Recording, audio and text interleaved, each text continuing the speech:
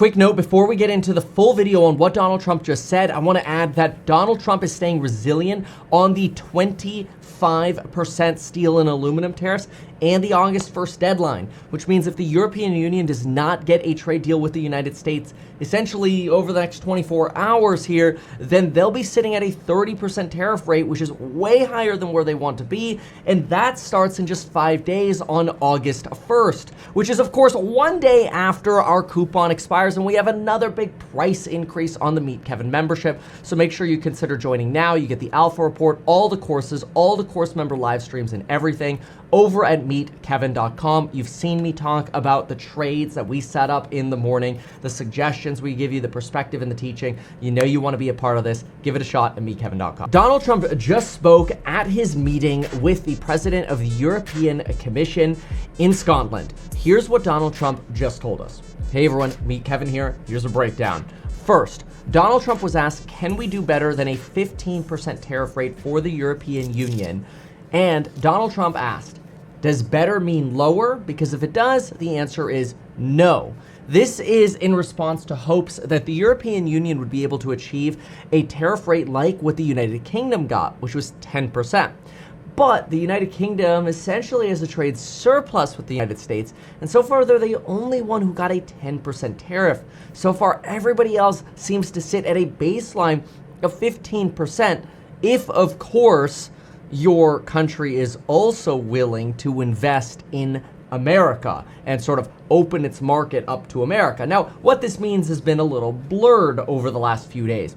Last week, Donald Trump said that Japan and Japanese banks and companies were going to invest $550 billion in the United States, giving us discounted loans and equity positions in companies of really Donald Trump's choosing, really sort of like Donald Trump's sovereign wealth fund funded by the Japanese.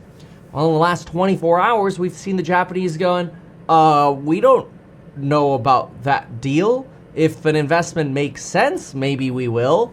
So we're even getting blurry information on deals that have already sort of been crafted. But anyway, with the European Union, it sounds like we're probably going to end up at a low of 15%, if not maybe even slightly higher.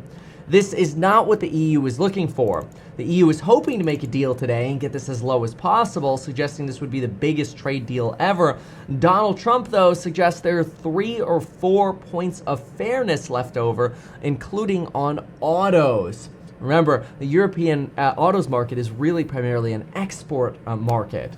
Now, something to keep in mind as well is Donald Trump does touch on some other items. He talks a little bit, and we'll get back to trade in just a moment, but he talks about how windmills should not be allowed because they drive whales loco, and then their bodies show up on shore.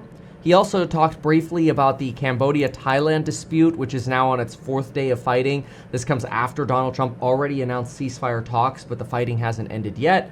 And he thinks that they want to settle, and hopefully they will, so we'll see. Trump says he'll use trade as a leverage tool here as well. 32 have died and 200,000 have been displaced in this fighting already. When it comes to Gaza, Donald Trump says, we're going to do more aid. Nobody ever says thank you to us, and the Israelis are going to have to make a decision, so we'll see. Part of this is because a lot of people are now frustrated with Israel, that Israel has essentially occupied the Gaza Strip now for over 2.5 years, and we're still seeing famine and starvation.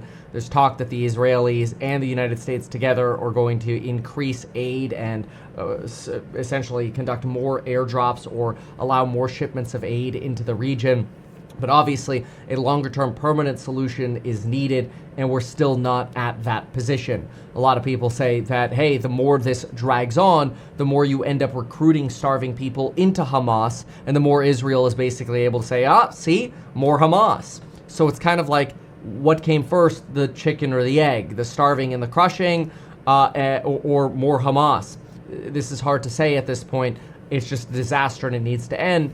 And so far, this has been a frustration that a lot of people have had with Trump. Trump's pitch has been, we're going to solve Gaza. We're going to turn it into a paradise. We're going to solve the Ukraine war within, 24 hours or before I even take office. Obviously, neither of those have happened. And we're going to solve a trade deal with China, which now we're hearing talk reported by the South China Morning Post that China plans to meet with the United States in Sweden this week, so we'll pop from Scotland to Sweden, and U.S. is expected to extend the 90-day tariff pause that we have with China because we're still not able to finalize a real deal with China. Instead, we'll stay at about a 55% tariff. We'll extend our mineral exports, and maybe we'll throw in those H20 exports from NVIDIA to China as well. We're basically kicking the can down the road here.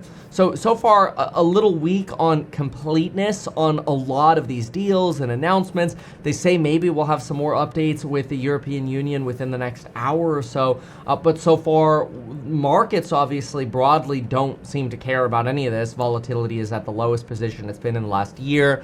Bitcoin's very happy in just the last hour. During Trump's talks, it actually rose about $1,000. The market is at, well, as we've talked about on the channel, all-time high. So the market broadly doesn't care about these trade deals anymore or what's going on with this geopolitical news. But a lot of people are looking for solutions and permanence. For example, why is our U.S. CENTCOM still intercepting weapons, drones, and rockets being shipped from Iran to the Houthis in Yemen? This is an indicator of a yet still incomplete resolution with Iran. We were told that we were going to have talks with Iran next week following the bombing. That's next week, following the bombing that we conducted upon 3 of their facilities. Now there is intelligence suggesting that maybe only one of these facilities was fully destroyed and 2 others are maybe just set back a mere set of months. Iran is resuming their weapon shipments to terrorists in the region, and we have not held any talks with Iran. So far, it seems like there is a lot of cheering of victory, but little actual result of victory, and people are knocking on wood hoping that things all end up working out okay, and we finally get the solutions we're waiting for. Why not advertise these things that you told us here? I feel like nobody else knows about this. We'll try a little advertising and see how it goes. Congratulations, man. You have done so much. People love you. People look up to you. Kevin Paffrath there, financial analyst and YouTuber. Meet Kevin. Always great to get your take.